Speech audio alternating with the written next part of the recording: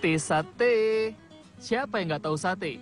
Aroma bakarnya yang menggugah selera dan rasanya yang enak membuat sate menjadi menu favorit bagi masyarakat Indonesia.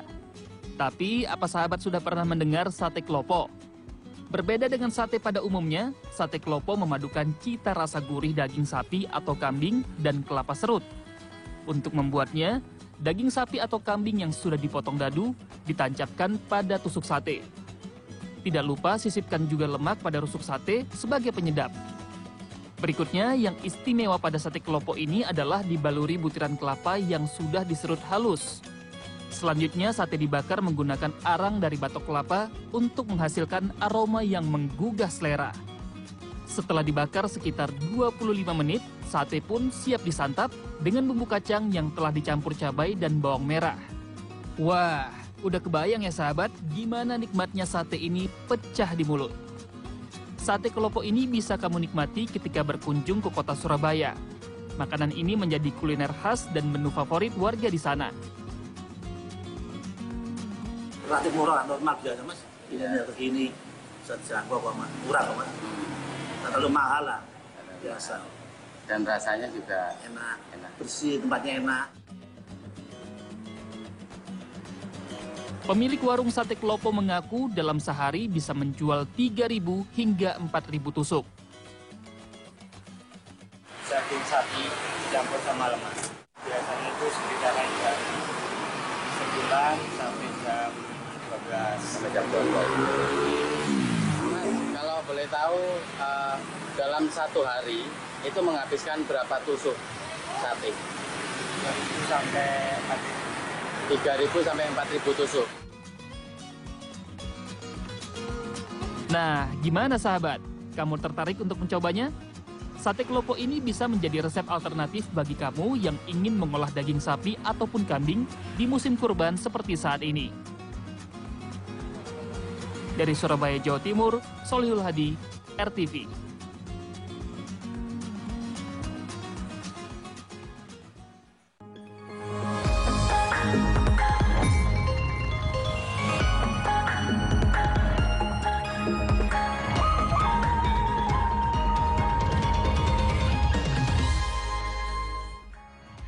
Waduh, luar biasa, pagi-pagi sudah disediakan sate klopo ya. Aduh, saya yang lihatnya jadi agak lapar nih Tasya nih. Belum sarapan, udah sarapan. dikasih liputannya sate klopo. Tapi nggak cuma sate klopo ya. Benar. Ada lagi berbagai macam kuliner khas lainnya, terutama ini memanfaatkan daging kurban. Nah, selain itu apa lagi? Ada lagi beberapa tempat referensi wisata nih, karena kan udah mulai masa libur anak sekolah ya. Kita akan lihat ya bagaimana informasi yang tentunya menarik untuk kamu pemirsa setia RTV. Langsung saja kalau gitu, ini dia Lensa Indonesia Pagi bersama saya Tasya Syarif. Dan saya Doni Hermatra.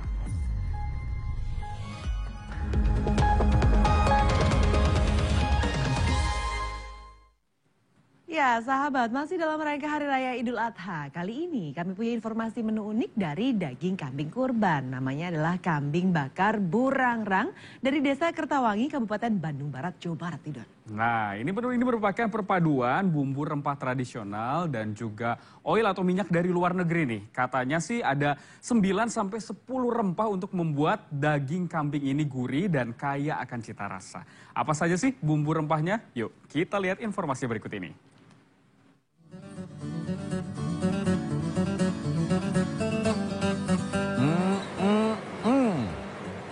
Di momen Idul Adha seperti ini, enaknya cari kulineran daging kambing kurban nih. Nah, ada menu yang cukup unik untuk dicoba nih sahabat. Kambing bakar burangrang. Menu dengan bahan utama daging kambing kurban ini dapat kita temui di sebuah restoran di Desa Kertawangi, Kecamatan Cisarua, Kabupaten Bandung Barat, Jawa Barat. Nah, katanya menu ini kaya akan cita rasa karena memakai perpaduan sejumlah bumbu rempah tradisional dan internasional. Dan chef restoran ini, Yoga Sofian, mau berbagi cara mengolahnya. Yuk, kita lihat sedikit rahasia dapurnya. Pertama, buat dulu kaldunya dengan mencampur semua bahan rempahnya seperti bawang putih, bunga lawang, bawang merah, 1 batang kayu manis, bubuk kaldu, garam, dan merica. Aduk semua rempah yang ada dalam rebusan.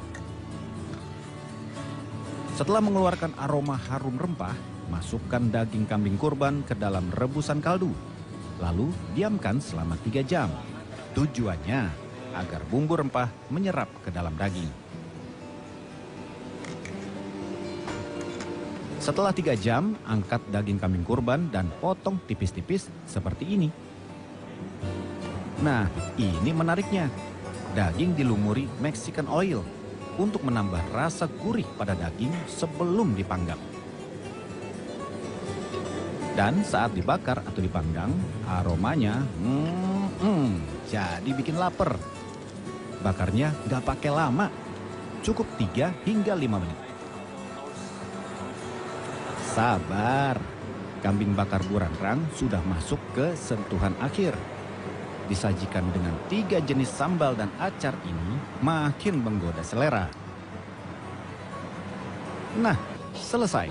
Jadi deh, kambing bakar burangrang siap disantap. Wah, makan kambing bakar burangrang dengan suasana alam desa Kertawangi ditambah makan dengan perempuan-perempuan cantik ini. Jadi bikin romantis. Ngomong-ngomong, enak nggak sih makanannya, Mbak? Untuk keunikannya itu selain dagingnya yang dibakar, itu dikasih Mexican oil, juga ada 3 acar, diberikan acar Nusantara, acar salsa, juga acar marangi seperti itu. Untuk rasanya itu enak sih, dagingnya juga nggak alot, juga ada rasa segarnya dari acar-acarnya seperti itu. Daging nggak alot dan tekstur dagingnya juga lembut. Sebenarnya ada berapa rempah sih yang dipakai untuk bisa mendapatkan tekstur daging yang seperti ini, Chef?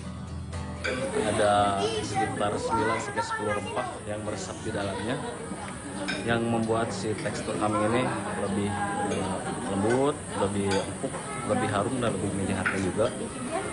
Terus kita sajikan dengan gaya-gaya yang modern, jadi percampuran antara tradisional dengan modern. Oke deh, Chef. Nah, sahabat, kalau kamu udah ngebet mau nyoba menu kambing bakar burangrang, langsung aja ke restoran di Desa Kertawangi ini. Karena kaya rempah, harga proporsinya Rp135.000. Dan buat yang mau masak sendiri, kamu sudah lihat kan bagaimana cara membuatnya? Selamat mencoba. Dari Kabupaten Bandung Barat, Jawa Barat, Bayu Rohman, RTV. Nah, tadi kuliner udah nih, Sasha. Kita saatnya ada referensi tempat berlibur nih. Bagi kamu yang sedang berada di Padang, Sumatera Barat, ada tempat healing yang lagi viral nih. Ya, ini namanya adalah Geosite Padayo atau lebih dikenal dengan Goa Kelelawar. Nah, kira-kira menyeramkan karena ada kelelawarnya atau justru seru nih ya? Langsung aja kita cek, ini dia.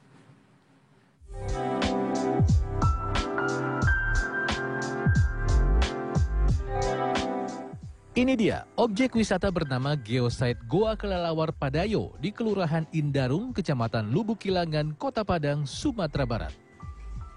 Destinasi wisata baru ini mulai ramai dikunjungi warga Kota Padang dan sekitarnya sejak dikelola secara swadaya oleh masyarakat setempat. Cukup berkendara sekitar 20 menit dari pusat Kota Padang, kamu akan langsung disambut sejuknya udara perbukitan dan tenangnya suasana alam yang masih hijau nan asri. Cocok dikunjungi berbagai kalangan dan usia karena lokasi wisata ini terbilang aman dan sejumlah petugas siaga mengawasi dan memandu jika dibutuhkan. Sampai di mulut goa, tampaklah batuan bergerigi stalaktit dan stalagmit mencuat, serta banyak kelelawar bergelantungan. Istimewanya sangat langka lah begitu. Jarang ditemui tempat-tempat yang lain. Banyak keindahan, ada sejenis kelelawar juga ada di situ. Dalam gua seluas 500 meter persegi ini juga mengalir sumber air di antara bebatuan yang menjadi penyejuk. Apalagi dengan sentuhan seni pencahayaan warna-warni, kesan estetik begitu terasa, sehingga kerap menjadi sasaran swafoto untuk menghilangkan kesan seram saat berada di dalam goa. Pas bentuk secara alami, bukan kita buat. Kita cuma merehab untuk jalan, asas-asasnya masuk aja. Sebelumnya tempat ini dijadikan tempat apa, Pak? Dulu kami sebelum wisata kami buat, ini kami jadikan tempat untuk mengambilkan walet itu, sarang burung walet. Nah, untuk masuk ke lokasi ini murah banget loh sahabat. Cukup membayar Rp5.000 hingga Rp10.000 saja per orang. Dari Padang, Sumatera Barat, Juabdi Nursyah, RTV. Nah, ini buat sahabat yang sedang mencari tujuan liburan yang murah meriah di dalam kota Jakarta. Tempat satu ini bisa banget nih jadi andalan dong. Apalagi kalau bukan Monumen Nasional atau Monas. Kira-kira di musim libur ini ada keseruan apa ya? Yuk kita cek.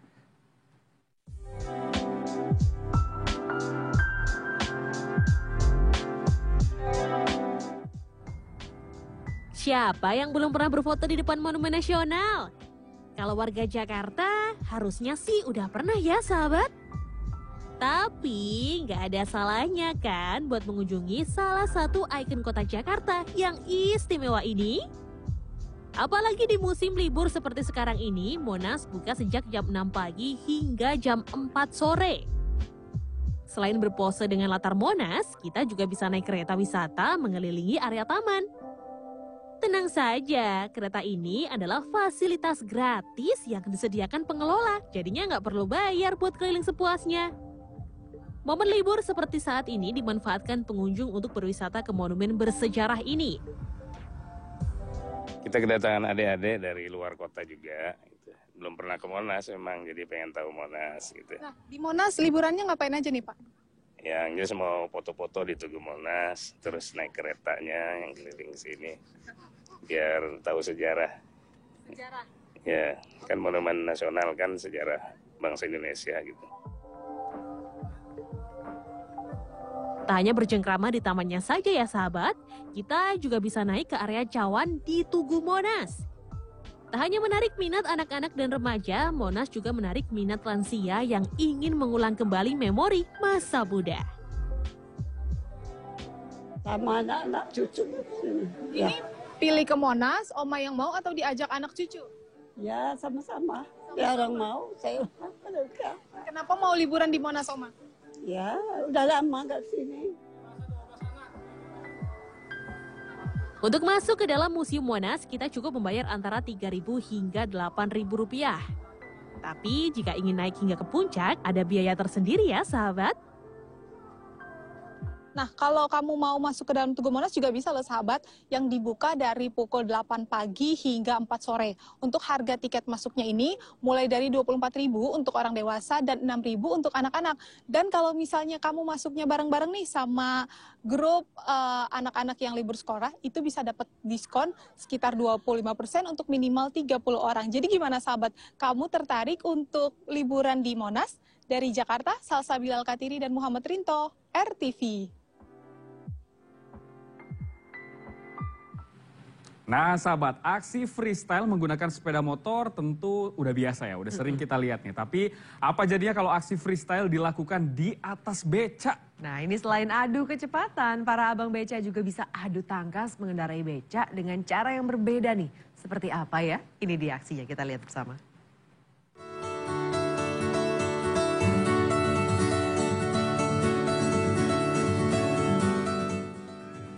Wah, keren ya aksi abang-abang beca ini.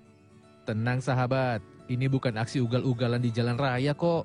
Melainkan lomba freestyle beca dalam rangka ulang tahun Kodam 3 Siliwangi ke-78, Kodim 0611 di halaman Sarana Olahraga Ciatel, Tarogong Kidul, Garut, Jawa Barat. Bermodalkan beca dan ketangkasan mengendarai, puluhan abang-abang ini pun datang membawa beca masing-masing untuk unjuk kebolehan. Salah satunya mengemudikan becak secara miring sambil mengelilingi bundaran kecil. Tadi sulit Kak pada saat mengemudikan becak? Enggak sulit, karena sudah biasa? Iya, udah biasa. Tadi aksinya apa aja yang dilakukan? Mutar ban satu. Angkat ban satu. Ya. Itu ada persiapan khusus nggak sebelumnya, latihan atau apa? Enggak, kan udah biasa. Oh, udah biasa. Meski jumlah yang mendaftar cukup banyak, namun peserta kali ini hanya dibatasi untuk 50 abang becak di sekitaran Garut. Dalam ini memang ada 2 kategori, ya. Yang pertama kecepatan, yang kedua gaya, freestyle-nya itu. Itu yang kami tonjolkan. Ada berapa banyak yang peserta saat ini yang kami tampung hanya 50. Memang peserta kemarin pendaftaran juga banyak. Cuma insya Allah nanti season berikutnya. Ini baru saat ini yang kita laksanakan hanya sebatas 50 peserta. Selain menghibur warga, atraksi freestyle beca ini digelar untuk menumbuhkan kedekatan TNI dengan masyarakat. Untuk para pemenang sendiri, mendapatkan hadiah uang tunai dan sejumlah paket sembako. Dari Garut, Jawa Barat, Idrus Andriawan, RTV. Nah ini buat sahabat RTV yang baru saja berkurban nih. Kulit sapi dan kambingnya jangan dibuang sembarangan ya sahabat. Daripada baunya jadi polusi, mending jadikan rezeki dengan menjualnya ke pengepul kulit nih Dok. Nah ini pengepul kulit di Bekasi, Jawa Barat bisa menerima pasokan hingga ribuan lembar per hari. Kulit hewan kurban ini kemudian dijual kembali untuk diolah menjadi jaket dan juga sepatu. Perayaan Idul Adha tidak hanya membawa berkah bagi penjual hewan kurban dan masyarakat yang mendapatkan pembagian daging, tetapi pengepul kulit hewan kurban juga memanen rezeki karena banyaknya pasokan kulit kambing dan sapi dari warga. Seperti pengepul kulit hewan kurban yang ada di Desa Karangasih, Cikarang Utara, Kabupaten Bekasi, Jawa Barat. Dalam sehari, pengepul kulit bisa menerima pasokan ribuan lembar. Selain dari Cikarang dan Bekasi, warga yang menjual kulit juga datang dari wilayah Karawang. kurban hari kedua ini 1 ekor doang. Jual kulit? Jual kulit. Emang setiap tahun Pak kayak gini? Iya, ada jual mana lagi. Di sini sih yang paling dekat ke rumah gitu. Jadi yang dijual kulit sapi. Kulit sapi. Potong 1 ekor doang hari ini. Ribuan kulit hewan kurban ini nantinya akan diolah menjadi bahan utama jaket dan sepatu di wilayah Garut dan Bandung, Jawa Barat. Untuk menjaga kualitas, kulit kambing dan sapi dilumuri garam agar tidak rusak dan berbau. Itu kulitnya biar nggak busuk aja Bang. Biar nggak bau ya? Nggak bau. Itu rata-rata habis berapa garam Bang untuk nakin? Untuk tiap tahun saya selalu stok garam 15 sampai 20 ton. 20? Iya, untuk tiap Idul Adha. Diprediksi pasokan kulit dari warga akan terus berdatangan hingga hari ketiga pelaksanaan kurban. Kulit-kulit ini dibeli dengan harga bervariasi, mulai dari Rp20.000 hingga Rp30.000 per lembar, tergantung kualitas kulit dan jenis kambing atau sapi. Sedangkan untung yang didapat bisa mencapai ratusan juta rupiah di setiap musim kurban. Dari Bekasi, Jawa Barat, Hashim Adnan, RTV.